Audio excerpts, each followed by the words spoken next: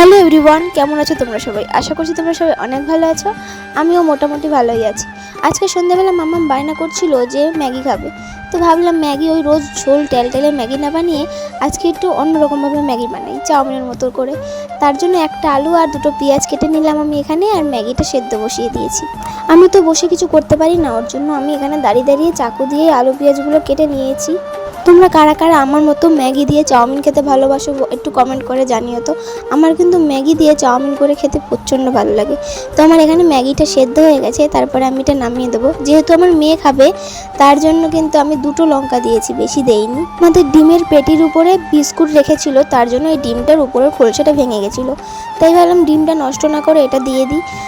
তারপরে আমি আলুটা নুন হলুদ দিয়ে ভালো করে ভাজা ভাজা করে নিলাম। যেহেতু আমি অল্প করে ম্যাগি বানাবো তার জন্য আমি একটা আলু দিলাম। আর আমার না যে কোনো কিছুতে চাউমিন পাস্তা বা যাই বলো তার মধ্যে আলু দিলে আমার খুবই ভালো লাগে খেতে, তার জন্য আমি সব কিছুর মধ্যে কম বেশি একটু করে আলু দিই। তারপরে আমি পেঁয়াজ লঙ্কাটা ভালো করে সুন্দর করে ভেজে নিলাম।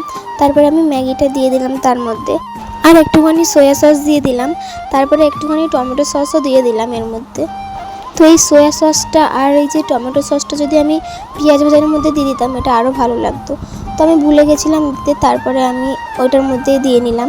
তারপরে আমি যে আলু আর ডিমটা ভেজে রেখেছিলাম সেটা দিয়ে দিলাম, আর লাস্টে একটু ম্যাগি মশলা ছিল না যেটা প্যাকেট, ওটা দিয়ে দিয়েছি। তো আমার হয়ে গেছে ম্যাগি রেডি।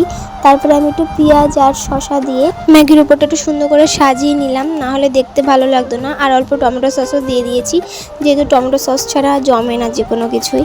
তো আমার মামাম কিসের জন্য জানি রাগ করেছিল, খাচ্ছিল না, পরে অবশ্য খেয়েছে। তো আজকের ভিডিও এই অবধি। যদি ভালো লাগে লাইক কমেন্ট শেয়ার করো, পেজটা ফলো করে দিও।